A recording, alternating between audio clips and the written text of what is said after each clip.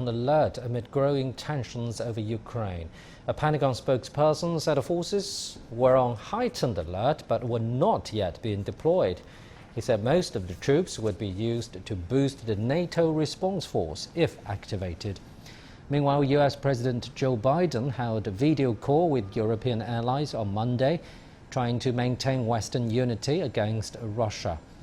Britain said diplomatic discussions with Russia remain the first priority, but allies must enact swift responses if a further Russian move took place.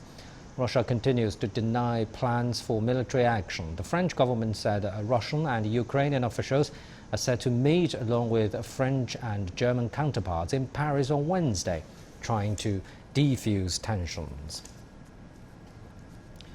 NATO says it's putting forces on standby and reinforcing Eastern Europe with more ships and fighter jets. Russia has denounced the move, saying it's escalating tensions in the region.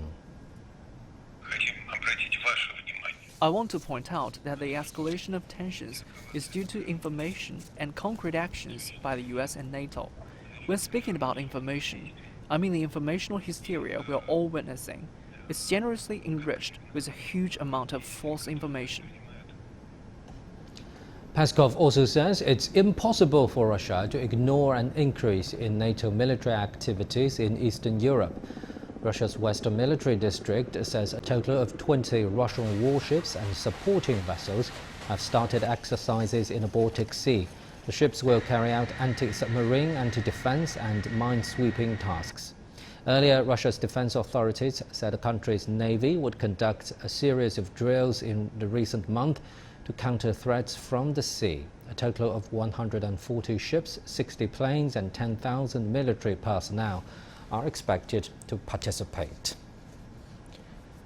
Eugene Shosovsky is a political analyst and a guest lecturer at the U.S. Foreign Service Institute. He says a decision point regarding the Ukraine tensions could come soon, but an all-out war in the region is not a likely scenario.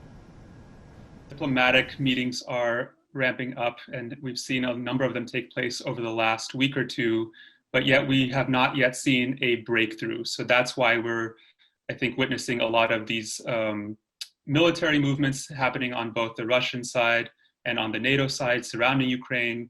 I think we're probably reaching a decision point at some point soon, with Russia demanding a response to its security proposals, essentially.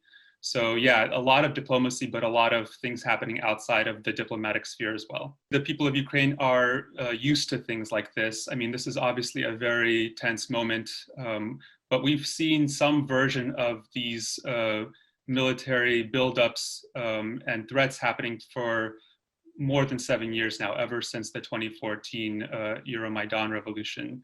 So people have learned to live with it to a certain degree, but of course there's a lot of concern. We've seen, stronger military responsiveness happening on the security side for the Ukrainians, and then all of the things that we're seeing from Western diplomats closing down or leaving. But for many Ukrainians, they simply don't have that option. So they're staying resolute, but certainly preparing for the worst. I think this past year, there was some significant economic growth, albeit not as strong as many had hoped for. The government had forecasted 4 to 5% GDP growth. I think it's going to be closer to 3% for 2021. Now, moving forward, this is the big question, because what happens on the military front and in terms of all of these talks between Russia and the West will have obviously a very dramatic impact on the Ukrainian economy, even if tensions don't boil over into full-scale war, which I still don't think is the most likely outcome. All of these threats certainly damage the markets and the reputation for Ukraine as a place to do business. Since Ukraine has adopted a pro-Western foreign policy, it's received a lot of assistance and investment from the EU and to a lesser degree to the US.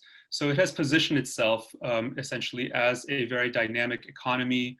It's integrating in the energy sphere with countries like Poland and some of the Central Eastern European countries, because even though Ukraine cut off its imports of direct Russian natural gas, it's positioned itself as sort of a reverse flow mechanism that it can receive from other countries. So there's a lot, like I said, going in its favor, but those vulnerabilities do remain. Now we turn to the South China Sea. A U.S.